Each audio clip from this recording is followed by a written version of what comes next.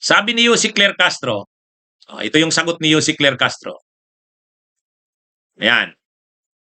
Sabi ni Yussi Claire Castro, ano naman ang lagi naman pong pangako, ang lagi naman pong utos ng Pangulo sa lahat ng enforcement agencies, sa lahat po ng pagkakataon, hindi lang po dito patungkol kay Senator Bato, dapat lamang ay sumunod kung ano ang sinasabi ng batas. Yun. Yan na yung reaksyon ni Alas Press Officer Yussi Claire Castro sa pagmamakaawa ni Bato. Yung sagot ni Yussi Claire Castro, pag mga ganyang usapin na, sundin ang batas. Yun. Kung ano ang batas, yun yun. Hindi naman pwedeng ang batas ay papaboran ang tulad ni Bato. Parang ano mo, hindi mo susundin ang batas dahil senador si Bato? Hindi. No man is above the law. Kung ano yung nasa batas, yun ang sundin. Kung ano ang nasa konstitusyon, yun ang sundin. Yan ang sagot ni Yussi Claire Castro sa pagmamakaawa ni Bato. Yan So malinaw, ano ang sabi ni Yussi Claire Castro? Lagi namang utos ng Pangulo sa lahat ng enforcement agencies, sa lahat ng pagkakataon, hindi lang naman tungkol kay Bato, sumunod kung ano ang sinasabi ng batas. Yan. Bato, kuha mo naman ang ibig sabihin yan. Baka hindi mo pa yan maintindihan. Ano ang ibig sabihin ni Yussi Claire Castro niyan? Ang ibig sabihin ni Yussi Claire Castro niyan, kung ano ang batas, yun ang susundin. Walang special sa batas. No man is above the law. Yan ang malinaw dyan. Mukhang alam na ni Bato ang ibig sabihin ni Yussi Claire Castro.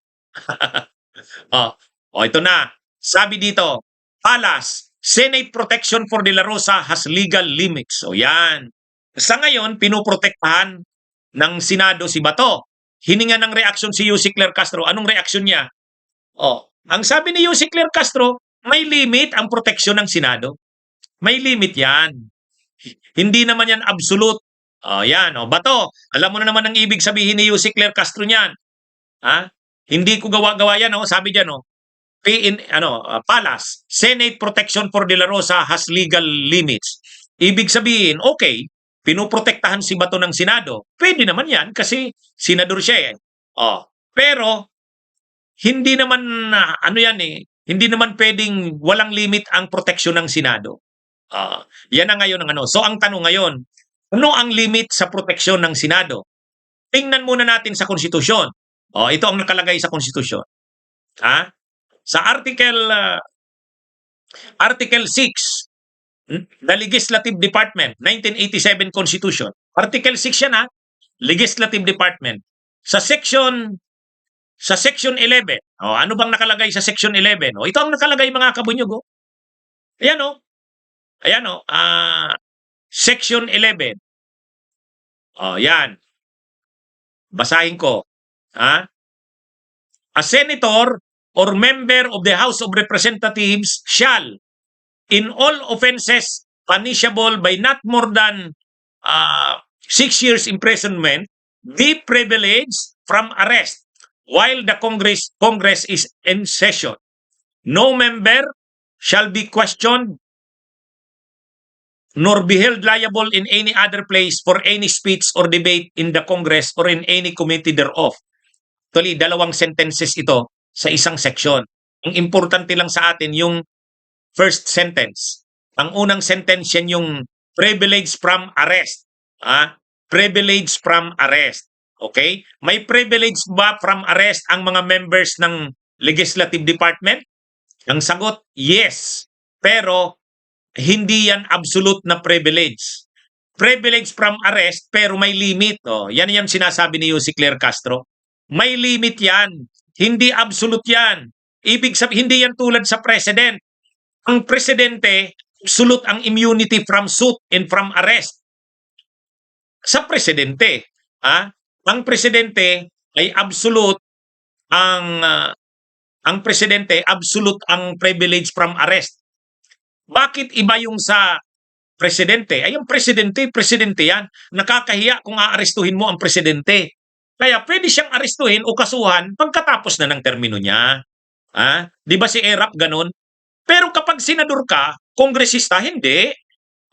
Napakaano naman yan, dahil lang kongresista ka at senador ka, hindi ka pwedeng arestuhin. Ay hindi naman ganoon ang nakalagay sa konstitusyon. Ha?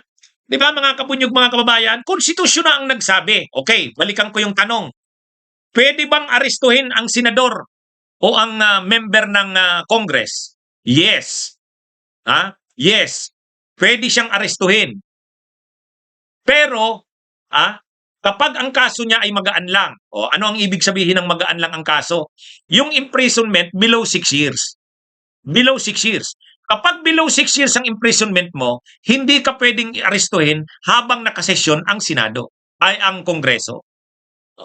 Pero, kung ang kaso mo ay mabigat, 6 years pataas, pwede kang arestuhin kahit nakasesyon ang Senado. Yan ang malinaw. Yan ang sinasabi ni Yussi Claire Castro na Senate Protection for De La Rosa has legal limits. Nakalagay mismo sa batas. Hindi pwedeng na na senador ka, hindi ka pwedeng arestuhin. Ay grabe naman yan. President lang naman ang immune from suit saka immune from arrest. Ang senador at saka members ng Congress hindi pwedeng arestuhin kapag ang kaso ay below 6 years ang parusa. At saka nakasesyon ang Congress. Yun ang dalawang requirements para hindi maaresto. Member ka ng House o kaya member ka ng Senate. Kapag ang kaso mo, ang imprisonment ay mababa sa 6 years at saka nakasesyon, hindi ka pwedeng arestuhin.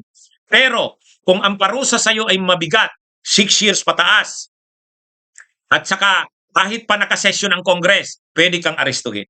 Ano yung mga examples? Nakita nyo si Laila de Lima 2017. Ano ang kaso niya? Illegal drugs. Gawa-gawang kaso nila Duterte. Lumabas yung arrest warrant. Inaresto siya sa loob ng Senado. Pumunta sa taas yung mga otoridad, yung mga authorities, law enforcement. Pumunta sila doon. Nagsesesyon ang Senado noon, nakiusap si dadaan lang muna ako sa bahay, kukuha ng gamit. Yun. Pero inaresto siya sa taas, sa Senado. Nakasesyon yun. Bakit siya inaresto si Laila? Kasi drugs yun eh. Yung kinaso nila Duterte kay Laila, drugs. Ano yun? More than 6 years yun, syempre. Si Trillanes, noong 2018, inaresto din siya. Ang kaso niya, rebellion. Gawa-gawa na naman nila Duterte. Umakyat sa taas. Umakyat sa Kongreso, sa lounge, ay sa Senado. Umakyat yung mga aaresto sa kanya. Lumaban ba si Trillanes? Hindi. Nagpaprotekta ba siya sa Senado? Hindi. Ayaw niya nang idamay ang Senado. Magkakaroon ng constitutional crisis eh. Pag dinamay mo pa yung Senado, nagpakampi ka sa Senado, magkakaroon ng constitutional crisis. Bakit magkakaroon ng constitutional crisis? Unang-una, may separation of powers tayo eh. May separation of powers. Sino ba ang dapat na nag-a-arrest? Siyempre, executive, law enforcement. Trabaho yan ng law enforcement. Ngayon, pag member ka ng Senado, exempted ka ba sa pag-aresto? Hindi. Hindi ka exempted. Ang presidente lang naman ang exempted eh. So ngayon, kung hindi susundin yan, ano na ngayon? Wala nang halaga ang mga batas natin. Yan, ganun lang kasimple yan. Pag hindi sinunod yan, kapag hindi nasunod na maaresto si Bato dahil po proteksyonan ng Senado, lawbreaker na ngayon ang Senado, hindi na lawmaker. Magkakaroon tayo ngayon ng constitutional crisis. Bakit? Kasi trabaho ng executive na i-enforce ang batas. Bakit naman hindi aarestuhin ang isang tao dahil lang senador siya? Nakalagay naman sa konstitusyon eh. Anong nakalagay sa konstitusyon? Kahit ka pa senador, kahit ka pa member ng House of Representatives, pwede kang arestuhin. At yan yung ngayon yung ipapatupad ng Pangulo. Kaya kahit anong pakiusap, kahit anong pakiusap ni Bato, walang choice ang presidente diyan. Yun yung pinapaliwanag ni Yussi Claire Castro. Wala nga namang hindi sundin ng Pangulo ang batas. 'Di ba? Kung the law may be harsh, but that is the law. Yan yung diyan mga kabunyog, mga kababayan. Kaya sa totoo lang, nagmamakaawa na si Bato. PBB, maawa ka naman sa akin. Ang problema, no choice diyan ang Pangulo. Kapag hindi niya pinaaresto si Bato, yung sinumpaan ng Pangulo na ipapatupad niya ang batas. No man is above the law. Ang nakalagay sa konstitusyon na hindi lang pwedeng arestuhin ay ang presidente. Ang members of Congress at ang Senate, pwedeng arestuhin. Kahit pa may session. Kahit pa may session. Kaya nga walang nagawa si Trillanes nun eh. Si Trillanes nun sa Kasilayla, hindi na siya humingi ng proteksyon ng Senado. Hindi na. Idadrag mo pa. Parang idadamay mo pa yung Senado. Problema pa yan ng Senado. Harapin mo na lang. O, ganun yan. O, ganun yan. O ngayon, si Bato de la Rosa magpapaprotekta sa Senado. Si Cayetano naman, puprotektanan si Bato. Kaya nga si Soto noon, nagsabi na yan. Nung Senate President pa si Soto, sabi ni Soto, puprotektahan namin siya. Pero alam namin hindi pwedeng tumagal yan. Di ba? Yun yung paliwanag ni Soto noon sa kanilakson. Siyempre, senador yan. Puprotektahan din namin yan. Kaya lang, anong gagawin namin? Makikipagmatigasan kami sa executive? Hindi naman pwede. Kaya hindi rin namin, alam na yan ni Bato, hindi namin siya kayang depensahan ng pangmatagalan. Darating at darating ang time, kailangan niyang sumurrender. Di ba? Oo. Yan yun. Kaya yan yung issue dyan ngayon, mga kabunyog, mga kabayan.